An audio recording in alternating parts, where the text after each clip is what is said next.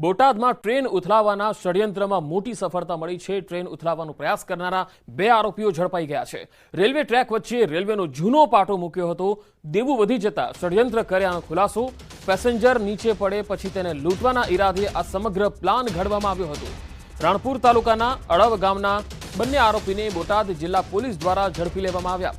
રમેશ સલિયા અને જયેશ બાવળિયા બંને આરોપી ખેતી સાથે જોડાયેલા છે। આર્થિક દેવું વધી જવાના કારણે આ ષડયંત્ર ઘડ્યું હોવાનું જિલ્લા પોલીસ વડાએ માહિતી આપી હતી।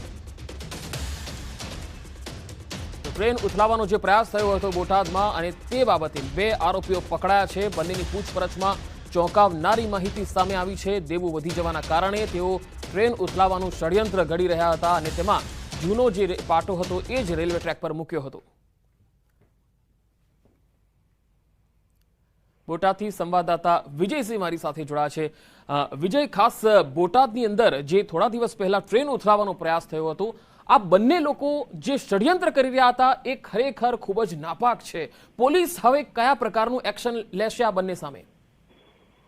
જી ચોક્કસથી જે બોટાદ અને કુંડલી ગામ વચ્ચે રેલવે ટ્રેન ઉથલાવવાનો જે મામલો બન્યો હતો 25 નવેમ્બરના રોજ વહેલી સવારે આ જે ઘટના બની હતી, જે ઘટનામાં આ જે આરોપીઓ જે હતા તે ત્યાં જ રહેલો અન્ય રેલનો ટુકડો ફસાવ્યો હતો અને એની પાછળની મોડસ ઓપરેન્ડી એ હતી કે જે બંને આરોપી છે તે આર્થિક દેણામાં ગયા હતા અને ટ્રેન ઉથલાવી પોતાના ખેતરની આસપાસના વિસ્તારમાં ટ્રેન જો ઉથલીને પડે તો એમાં લૂંટ ચલાવવાના ઈરાદાથી આ સમગ્ર ષડયંત્ર જે છે તે ઘડવામાં આવ્યું હતું। હાલ તો પોલીસે અલગ અલગ ટીમો બનાવી બંને આરોપી રમેશ સલિયા અને જયેશ બાવળિયાને ઝડપી પાડવામાં આવ્યા છે અને જે બંને આરોપી છે તે એકાબીજાના કૌટુંબિક શાળા બનેવી થતા હોય ત્યારે બંને ક્યાંક એક જ કુટુંબના હોય તે પ્રકારની વાત જે છે તે સામે આવી છે। સમગ્ર મામલે હાલ તો પોલીસે બંને આરોપીને ઝડપી પાડ્યા છે અને આગળની તપાસ હાથ ધરી છે, પરંતુ